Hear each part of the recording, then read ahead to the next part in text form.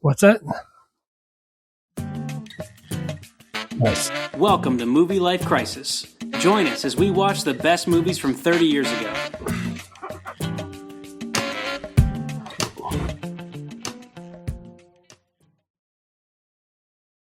A year ago, Detective Jack Keats took a bullet. But now, he's got an even bigger headache. Because the one man he wants to kill... If I even smell your breath, I will shoot you dead. ...is the same one he's been assigned to protect. Damon Wayans. Adam Sandler. I gotta learn how to fight. This is pathetic. I'm trying to save your life. Bulletproof, rated R. Starts Friday, September 6th at theaters everywhere. No, man. Bulletproof. Get it while it's hot. Damon Wayans. Adam Sandler. This is going to be good. Dude, That's what I thought. This movie has an 8% on Rotten Tomatoes. Dude, that is the perfect spot for it. 8% out of 100. It makes me angry, though. You know this could have been funny.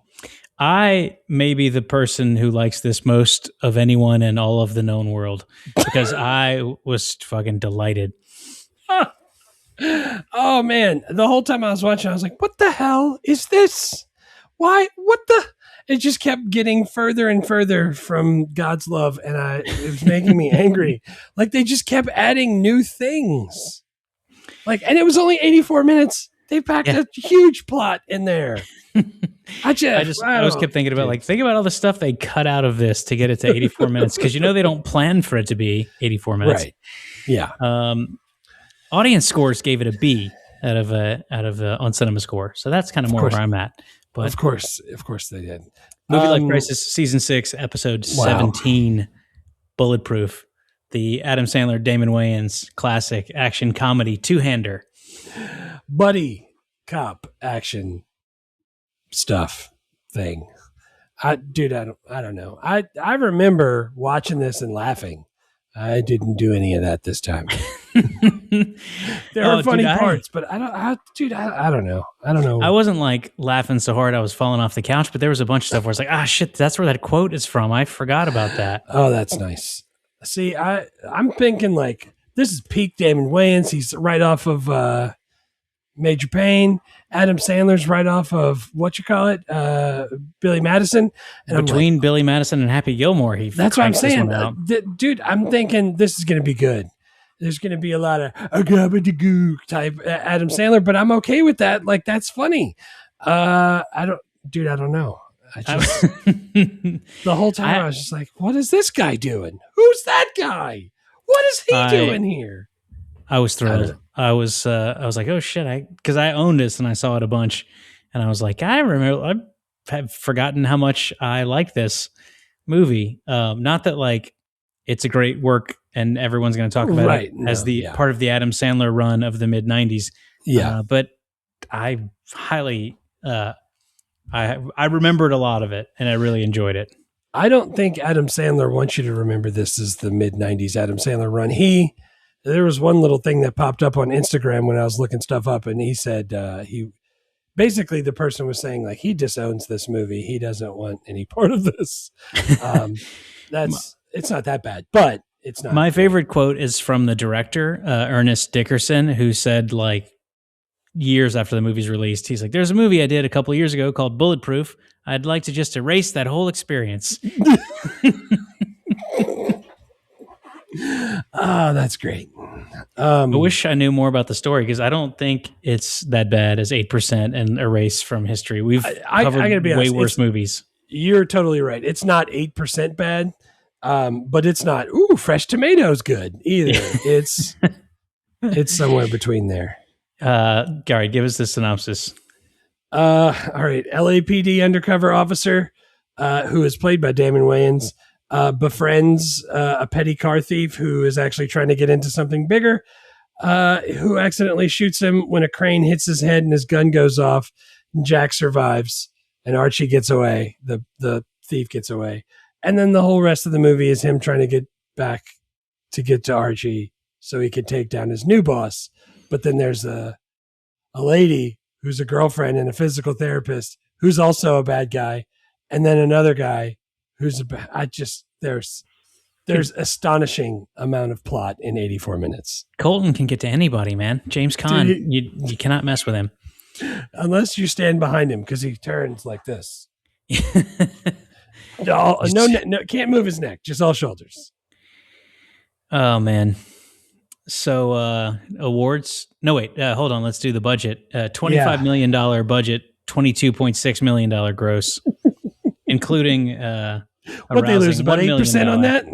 $1 million international box office. Not a huge. Oh, that's great. Not big legs on this. Not a big international movie. It opened at number one though, because it opened on Labor Day weekend. Yeah, it opened at number one because it opened on a weekend when nothing else was happening. Right. Right. Yeah. So awards. Well, as we talked about, this movie got hammered. Adam Sandler was nominated for the 96 Razzie for Worst Actor. The nomination covered both Bulletproof and Happy Gilmore, which is weird to me because I don't think nobody was watching Happy Gilmore and been like, "Oh, this would have been such a better movie if it would have been Daniel Day-Lewis playing Happy Gilmore." So that's weird. But James Caan also received the Stinker Award for the worst supporting actor in Bulletproof, which is also I could see that kind of. But the soundtrack did all right. Soundtrack had like Wyclef and Casey and JoJo and Rasan. Soundtrack had some good songs on there. Yeah. Soundtrack reached number 85 on the Billboard 200 and 23 on the top R&B albums, which is higher than the movie did on the movie charts. Boy, there's not really. It finished the year at number 74, right between The Quest and a Very Brady sequel. The Quest, by the way, for those who might not remember, is when Jean-Claude Van Damme goes to Tibet to track down an ancient artifact and ends up fighting a bunch of people. The last part I knew was going to happen, but I didn't know he went to Tibet. I've never seen The Quest. I am a big supporter of Jean-Claude Van Damme. I've definitely seen The Quest a bunch of times. I've seen the Very Brady sequel though. I've not seen that. See you on the seesaw, Cindy. Dude, that movie's hilarious. Did not catch that one. Yeah. But yeah, sequels and spinoffs. I was flabbergasted to find that there was a 2020 sequel to this movie that was direct to video that had Faison Love in it. Yeah, and Kirk Fox, that's the guy from Parks and Rec that works at the garbage place that's always hitting on Leslie Knope. Yes. He's pretty funny. So I didn't make it through. I had a really long break today because I didn't have lunch duty. So I have a little over an hour and a half. So I'm like, that's it. I'm gonna try to watch Bulletproof 2. I found it on the internet. I started watching it 25 minutes in. I was like, all right, I could find a better use for my time. Yes, not good. Of course I can't believe that's probably why you are so upset about Bulletproof, because you watched 25 minutes of the direct-to-video sequel from 2020. No, I'm not, dude. Let me tell you, it's not. I was upset after watching the other one because I don't know, dude. I was thinking of something else. I think I had it set up here with those two. Yeah, I just had it. I had it set so high. Jim and I just started talking to me. I had it set so high that I was upset when it didn't happen. I don't know. Yeah. Don't watch the sequel, though.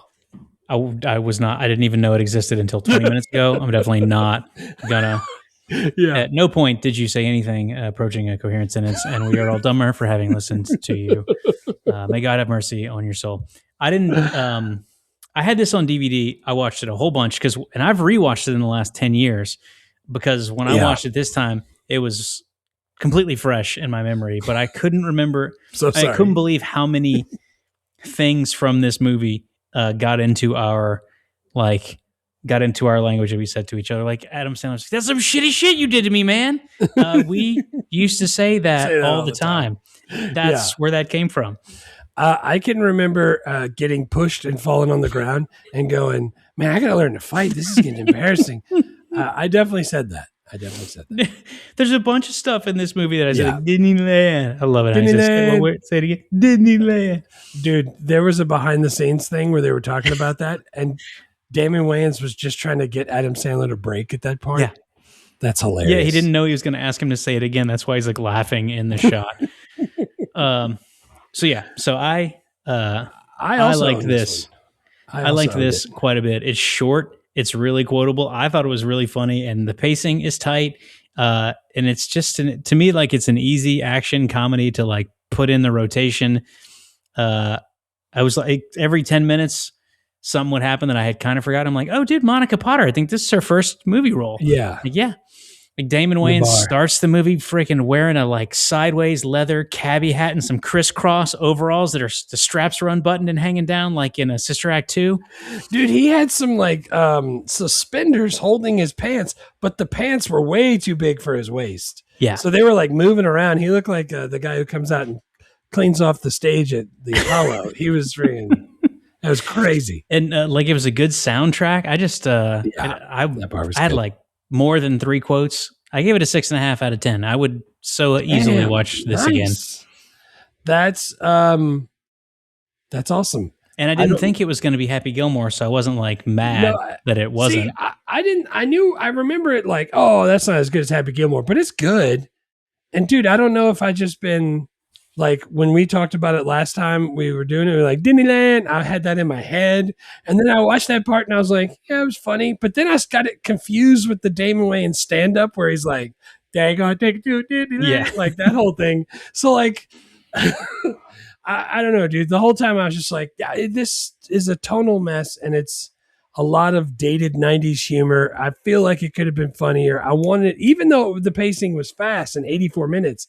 I wanted it to go faster. Like, I'm glad they didn't show James Caan and why he's scary, because it's freaking James Caan. He walks in the room and he's scary. So, like, I get that. But I don't know, man. It just took me a while to get into it. And then by the time it finished, I never got into it. So I gave it a 5. Yeah. I was like finding stuff that I'd forgotten about and was enjoying it the entire time. When did the Rasan Patterson song play? Did it play at all? Was it in the credits? I didn't watch the credits. I didn't hear it. I wonder if it was in the credits. I was trying to find the soundtrack so I could read the whole like list of it, but dude, the whole time I was just like, I couldn't wait for Baby Forgive Me. And I was like, oh, come on, let's hear it. And then they never brought it in. Because I remember this is why I know the song. Yeah, Where You Are. I don't know. For those of you who don't know who Rasan Patterson is, which you probably don't, he was on Kids Incorporated with Fergie and Mario Lopez. And he's a singer, R&B singer, and he does a lot of soundtrack stuff. Writes a lot of stuff for other people we listen to. I can't remember if I told you this or not, but I was in like in an Old Navy or something like 2 months ago, and they were playing like a Rasan Patterson deep cut that I don't even think I had heard, but I just recognized his voice, and I just asked the guy checking me out. I was like, "Is this Rasan Patterson?" And the guy was just like, "Mm-hmm." And like we left the store, and I told my wife, I was like, "I'm gonna be honest, I am furious that guy did not give me more credit for that, because nobody knows that shit." Like nobody. 1,000 people might come through that store and no one will know Rasan Patterson. And that guy was like, yep, sure is.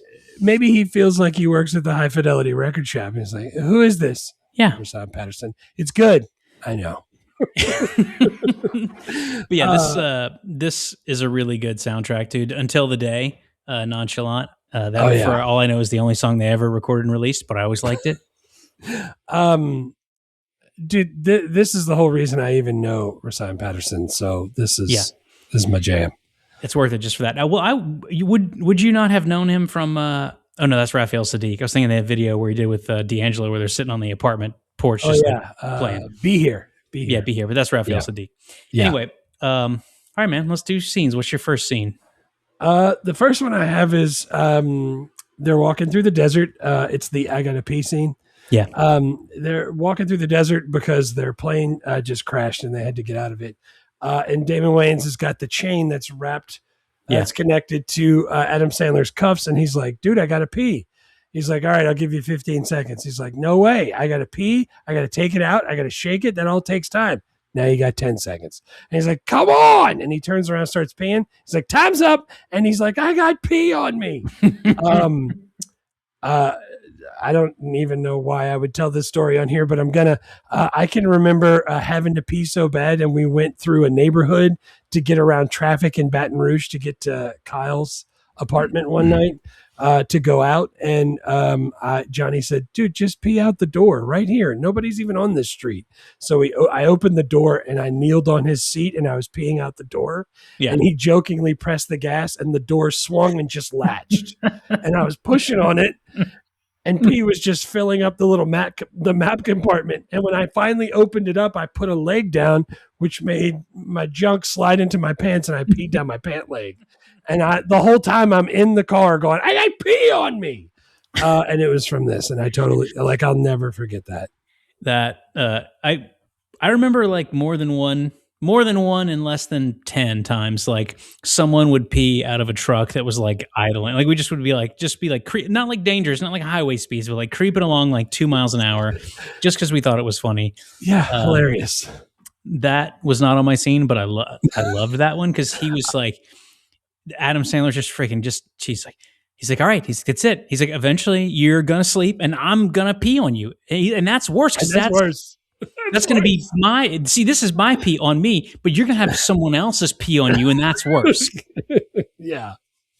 Oh, man. I don't want anybody else's pee on me. Yeah, let's go ahead and just put that out there. My first one is the early on when we still think that Damon Wayans is his like car thief buddy. We don't know he's an undercover cop. They go to do the like drug bust, and it's the shootout, and it's Adam Sandler's like, he's like, look at this guy. He's not a cop. This guy says, I know him as well as I know my own brother. And he unzips his like tracksuit and he's got a like wire taped to him. Yeah. And then they just all start shooting.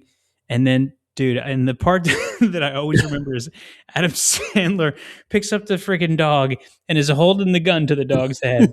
And he's telling Damon Wayans, he's like, drop it or I shoot the dog. And he's like, no, you won't. You love animals. He's like, get out of here, you stupid, ugly dog. And dude, look at him. He's licking me. He loves it.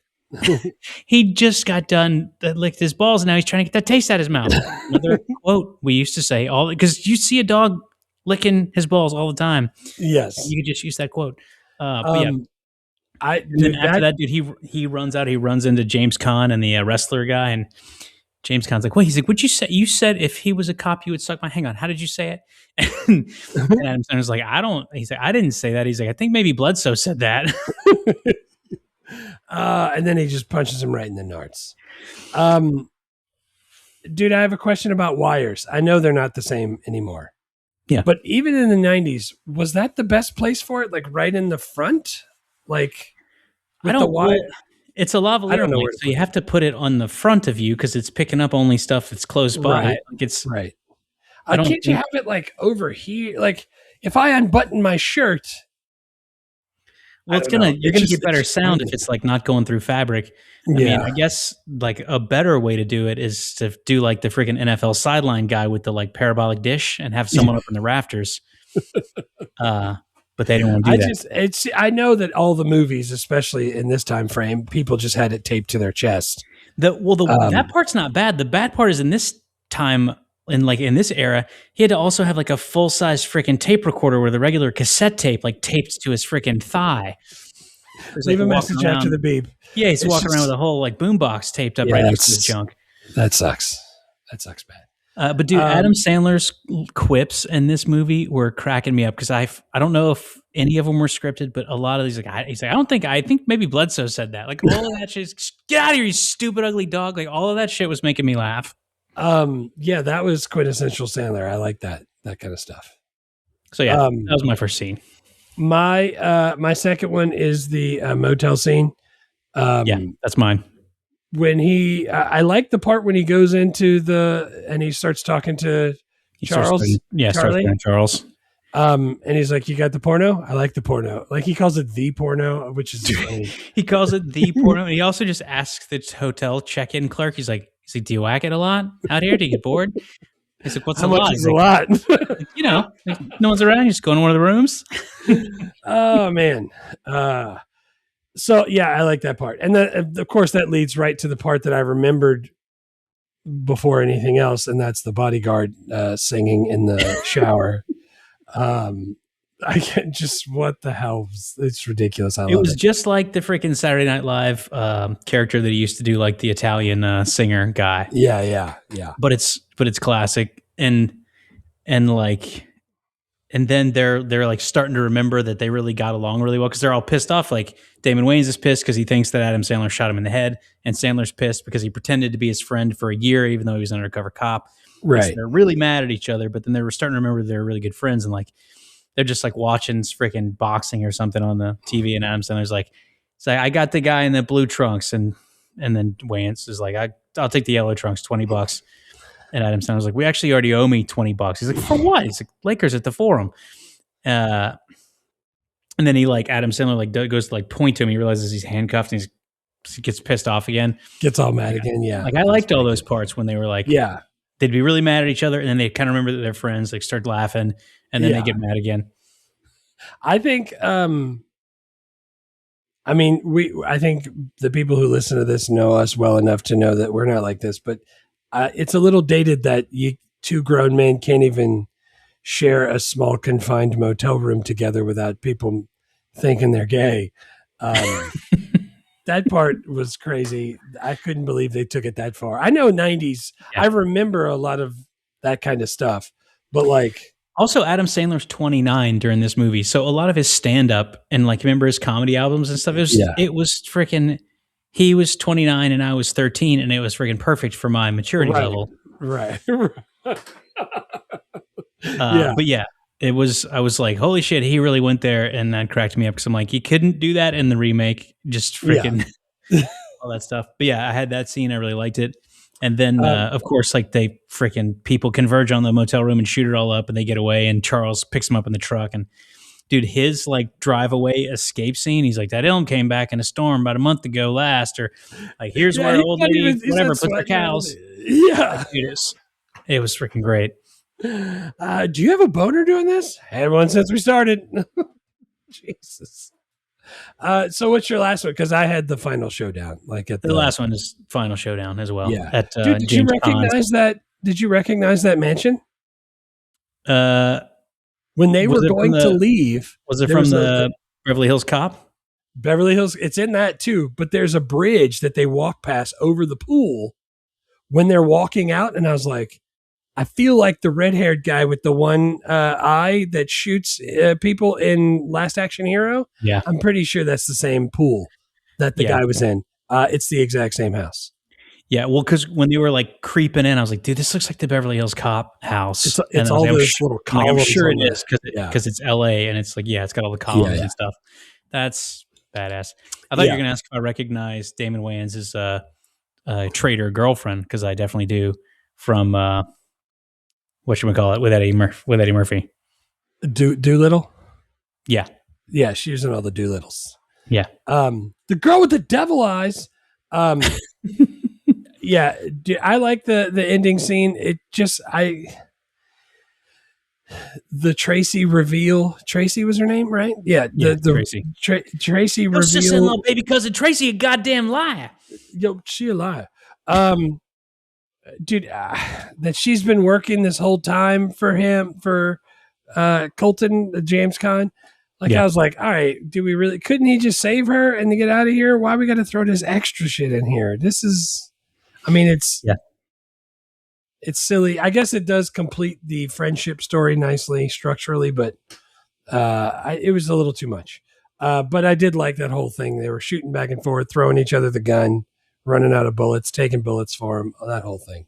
I didn't mind the plotting because this is the era of like overly complicated action plots. Like, freaking Die Hard 3, that wasn't even supposed to be a Die Hard movie, is one of the most complicated action movies ever, and we loved it.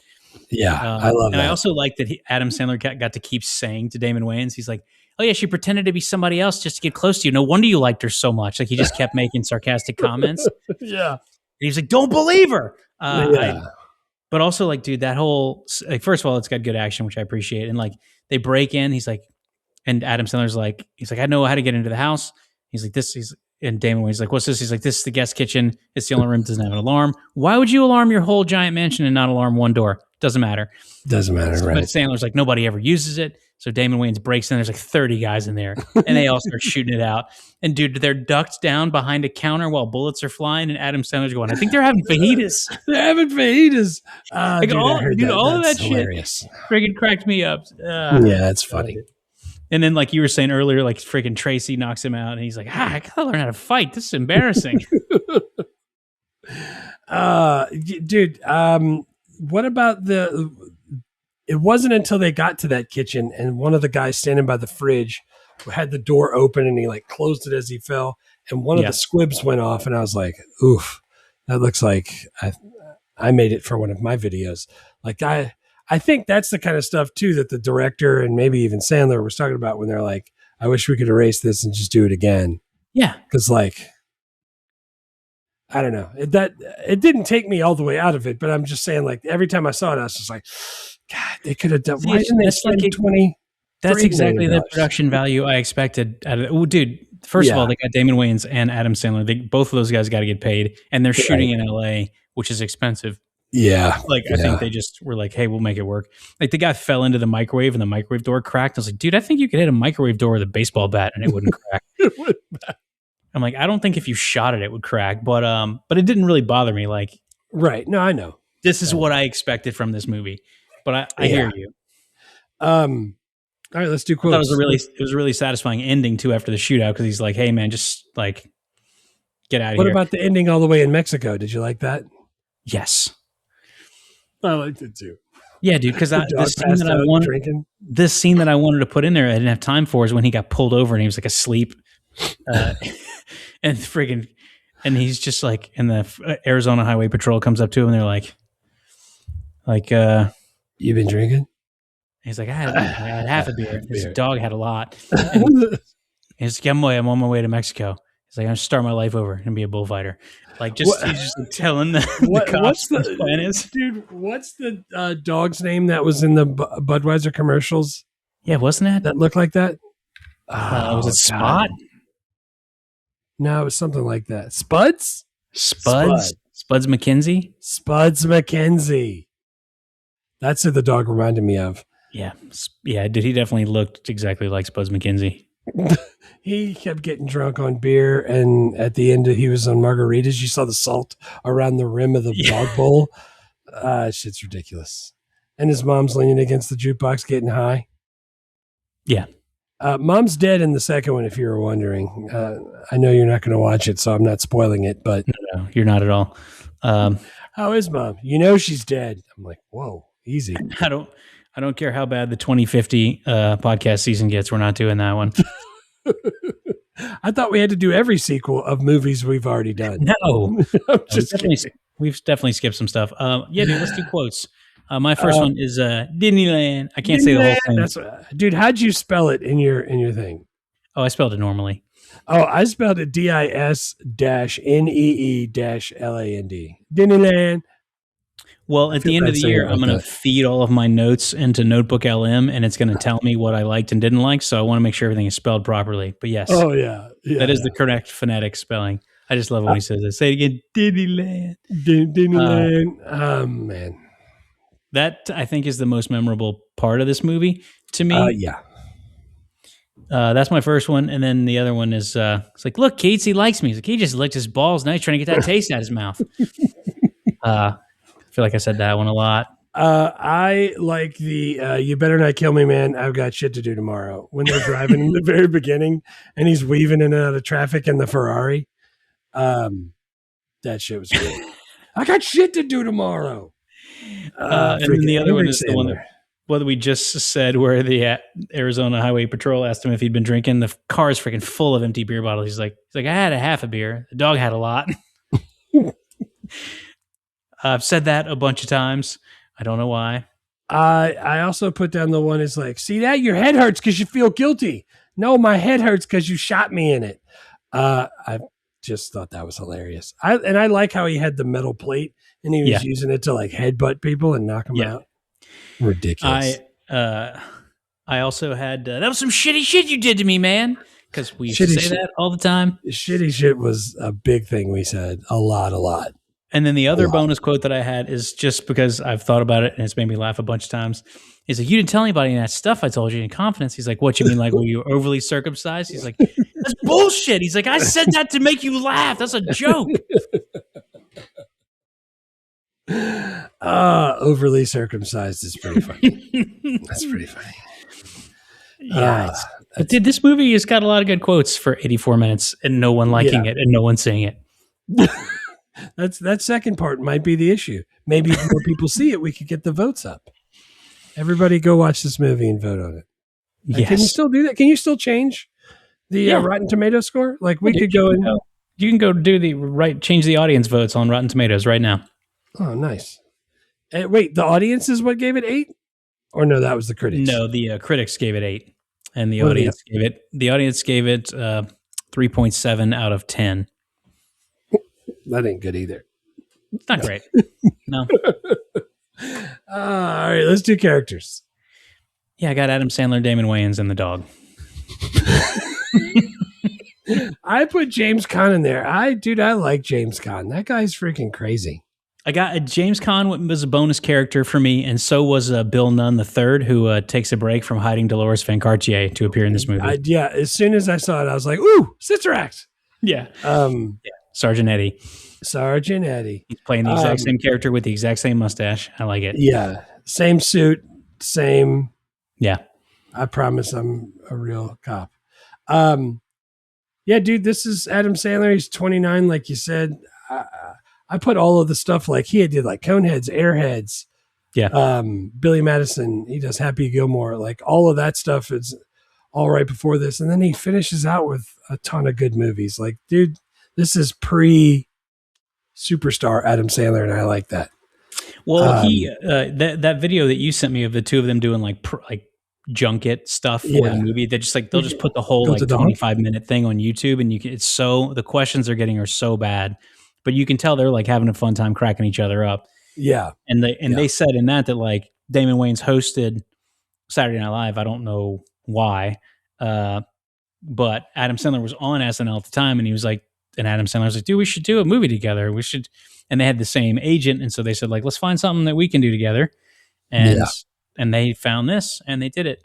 And I know that like everyone wishes that it hadn't happened, but like I liked when Adam Sandler didn't only do movies that were written and directed with him and his same like group of people. I was going to say, his crew. Yeah. We got some amazing stuff from that. I'm not saying he should stop, but I liked when someone else was like, dude, we got a comedy. You could just do it. You'd be good. Yeah. Because he hasn't done a movie like this ever since. And I kind of wish he had. I mean, he's done, plenty of good stuff, but nothing since friggin' Grown Ups 2 that I really liked. He's done a bunch of okay Netflix stuff. Yeah. But a lot of that stuff I put in not the same vein as this is like action and stuff, but I'm saying like the one where he's on the boat with Jennifer Aniston's his wife and they're trying to figure out who done it. That was good. Yeah. But like, is that like, when you think of Adam Sandler movies, what's that? Oh yeah, it's way less funny. That's what I'm saying. Like, I don't think that is like I don't even think of that when I think of Adam Sandler. I kind of put these all kind of lumped together. Like Little Nicky. Do you remember that one? Where he's like the Little Nicky is like better than you. If you think Little Nicky is bad, you should go watch Hubie Halloween or some of that shit that he's done on Netflix. Where it's like that is horrible. No, that's what I'm saying. Like, there's movies that Zohan, I don't like it that much, but it's way better than the stuff he's done. Zohan is kind of funny though. That's what I'm saying.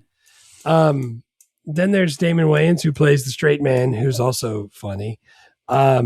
He's in his 30s, 35. How old did you say he was? He's 35. 35, 36, somewhere in there. He just did Blank Man. He was on In Living Color. And, he did Last Boy Scout. Yeah, because after In Living Color, he did Last Boy Scout, Mo Money, Last Action Hero, Major Pain. And then this year he does Celtic Pride and Bulletproof and Great White Hype. And then he did Blank Man in 94, which is one of my biggest regrets that I didn't do it. That we didn't do. Yeah. For the 94 season of this podcast.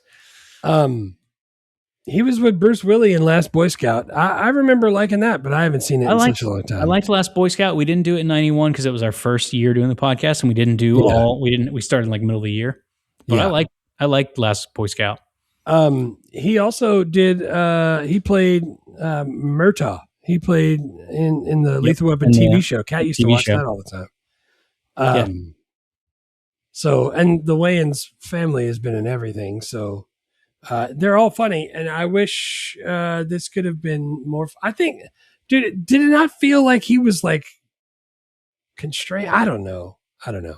It just felt like he didn't have the freedom that he could have just riffed. I felt like he could have been way funny. Yeah. Well, I kind of wondered like the funny stuff from this movie, the quotes that we're talking about, like 6 or 7, like did they improv that? Because I look at the writers of this movie and I never heard of them. Like Joe Gayton, he wrote Uncommon Valor in 83, and then he wrote this, and then he wrote Faster in 2010. That's the entirety of his film credits. And the other guy didn't write a lot of stuff either. And Lewis Colick, the co-writer, he wrote Judgment Night. That one was all right. Bulletproof, Mississippi, October Sky. I looked that one up. So I'm like, I don't think of either of those guys. Funny. Right, that's what I'm saying. It's like, yeah, it's not like the guys who wrote League of Their Own, where I'm like, oh, dude, everything they write is hilarious. Yeah, just wall-to-wall bangers. Yeah, Babalu and Mendel.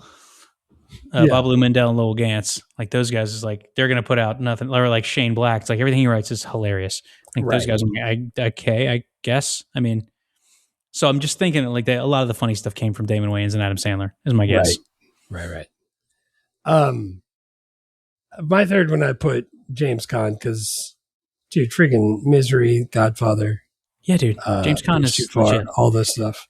He just didn't do that much in this movie, and I felt like there were probably plenty of people who could have played that part. Dude, in 96, he does Bulletproof. He does Eraser with Arnold Schwarzenegger. He does the Wes Anderson movie we were talking about, Bottle Rocket. There's some other movie, North Star. Like he freaking knocks it out of the park in 96. When Cece saw him, she recognized him from Elf, like the dad from Elf. So like, I feel like he was one of the only people while they were making Elf that didn't understand what was going on, because I feel like I read that he like hated that movie and then saw it and was like, oh, never mind, I get it now. Yeah. Which kind of made it perfect for that performance because he was super grumpy during the whole thing. Yeah, he was just like, what the hell? Get the hell away from me. But anyway, director, writer, we talked about the writers, the director, Ernest Dickerson, who said like, I wish I hadn't done that one. But he did stuff like Do the Right Thing, Jungle Fever, Malcolm X. He was the cinematographer, right? Or a director of photography or something for all those movies for Spike Lee. And then he did a bunch of Spike Lee stuff. Yeah. He directed Juice. He did, that Tales from the Crypt movie with Billy Zane, Demon Knight. Yeah. I used to love that. It was so freaking weird. I used to love it. And those two movies together, they said, oh, well, let's give him the Blade movie with Wesley Snipes. And they started developing Blade with Wesley Snipes. They said they were going to give it to him. And then the awful reviews came back from Bulletproof. He lost his, quote, street cred. And the project just kind of disappeared. So it eventually comes out in 2 years? Yeah. He also was the cinematographer for Eddie Murphy Raw, which is pretty cool. Yeah, that is cool. He did like parts of The Wire and did Walking Dead and stuff like that. Yeah. What else you got for any bonus good other than the soundtrack, which we talked about? Yeah, the soundtrack. I wanted to Bledsoe, the guy you're talking about. He played Bane in the Batman and Robin that we're probably not going to do next year. Nice. Also, in the bonus good, I put it's only 84 minutes, and I made it in bold and really big. I feel like that deserves something. Like the movie starts and everybody betrays everybody. Somebody gets shot in the head. They go on a road trip. Everybody tries to kill him. There's more betrayal. James Caan dies. There's Mexico. There's credits. All of that. You cram it in to 84 minutes. That's pretty good. I'll take it. Yeah, I'm saying they did a lot of stuff. Yeah. All right, Worst, you talked a little bit about the special effects, like some of the squibs and stuff like that. Yeah, that was not that good. There was no rain. That's always a plus, right? No, couldn't afford it. Do you think that they could have made James Caan delve deeper into his character? No, dude. I thought he was kind of cartoonish, and that was the perfect thing to be for the amount that he was on screen. Because he was like kind of funny. He had a couple scenes where he was like kind of scary, but also kind of funny. I'm like, I thought that was the note perfect. Like I would have put him, had the dog not been so great, I would have put him in there as my third character. Stupid spuds. I put a note in there that I wish that the two, Wayans and Sandler, I wish they would have been more serious because I think they could have done that and pulled it off. But I know what this movie was like, the good buddy movie. I'm sure they're able to do it, but I also don't know if this movie was really the time to like stretch those dramatic muscles. Right. No, I get it. All right, man. Let's do a political incorrectness. Obviously, one of the most memorable quotes is dropping a hard R, which you're not supposed to do anymore. Right. Which is why neither of us had included it in our part of the quote. Yes. A lot of gay panic here. Some sexual assault jokes. At that one point, Damon Wayans said to another cop who was like giving him stuff, he's like, "Anybody ever tell you look like a struck match?" And I was like, "I don't think that's appropriate." It was pretty funny though. Yeah. That guy had the longest Jerry curl. Jeez. Yes, he did. But all right, 5 questions. Is it okay for kids? Well, it's rated R. Rated R. My 13-year-old could watch it for sure with no problem. There's fake blood. There's some F-bombs. He probably would think it's funny. CC walked through and was like, no, thanks. Yeah. But saw James Caan and recognized him. So at least there's that. It says brief nudity. You think that's Adam Sandler's butt trying to crawl out of the window with a gun in it? Yes, I do. Yeah. I don't think that was Adam Sandler's butt. That's what got that. Yeah. Which I'm sure is why your sister watched this movie a bunch. Yeah, even though it's not his butt.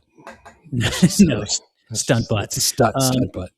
Would this movie get made if it were pitched now? Yes, because they did. Dude, this years ago. concept, but this concept, this buddy cop, action comedy, they could action do this. comedy, not action this exact comedy movie. This is great because your buddies for part of it, and then you're adversarial for part of it. It's really fun. Yeah, you get funny people like you probably can do it. Like who's the I did some recasting in it. I did some too, but I'd forgotten who's the SNL guy. Dick in a Box, Andy Samberg. Is like he somebody like that who's like he's too old. Yeah, I mean he's not too old in the modern world, but these guys are 35 and 29. You can't find anyone famous under the age of 30 unless they were in Stranger Things. Like, like as far as like acting goes. So do you make it a TV show, or no, you keep it? You got to keep it a movie. I mean, you could, but let's make it a movie. But yeah, I did some recasting too. You hit me first. Yeah. All right. So I want Lakeith Stanfield for Keats or Carter or whoever you want to call it. Yeah. I feel like it's not going to be perfect, but I think I want Pete Davidson for Adam Sandler. Is he too old? I know we said, he's not too old, but I think he's old. Next time Pete Davidson says something funny will be the first time I've ever seen him say something funny. So I would not have him on my list. I like Pete Davidson. I think he's funny. I think he's likable. I just don't think he's ever said or done anything funny, even accidentally. Yeah. And then watch a couple of his stand-up specials, and I was like, I don't understand what's happening. No, I don't like his stand-up that much. For the James Caan role, I want Marshala Ali, who's going to play the new Blade to keep it circular.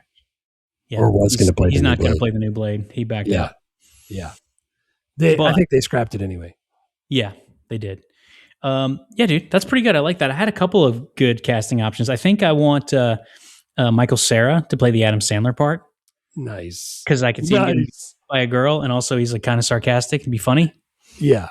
And when he gets angry, it's so crazy. Yeah, it cracks me up. Scary. And then I got John Boyega as Damon Wayans. Nice. I like. He's not as funny as Damon Wayans, but I think he could be a good like foil to Michael Cera. I like Lakeith Stanfield. I picked him because he's just so dry, and that's why I went with him. But I thought about like Jack Quaid, like he'd be good for this. There's a bunch of like Andy Samberg. There's a bunch. This would be a fun movie. Like I think people will go like, dude, if Netflix will give us $20 million to do this, with just 2 people being funny together, that's a fun one to make. I want them to spend $40 million and have some real nice squibs and some good rain. They did all that CGI. Then no more squibs. Cool. Nice. And the mics will be wireless. No more squibs Bluetooth at all, really? No, I mean, I'm sure they do still use squibs, but I honestly feel like a lot of that stuff, they go like, we'll just do that in post. It costs way more, but then the computers drink all the water to do it. Christopher Nolan does, and he spins the whole house around. Oh, dude, we saw The Odyssey in IMAX. Took us 3 weeks to get tickets, and we went at 11 a.m. and it was delightful.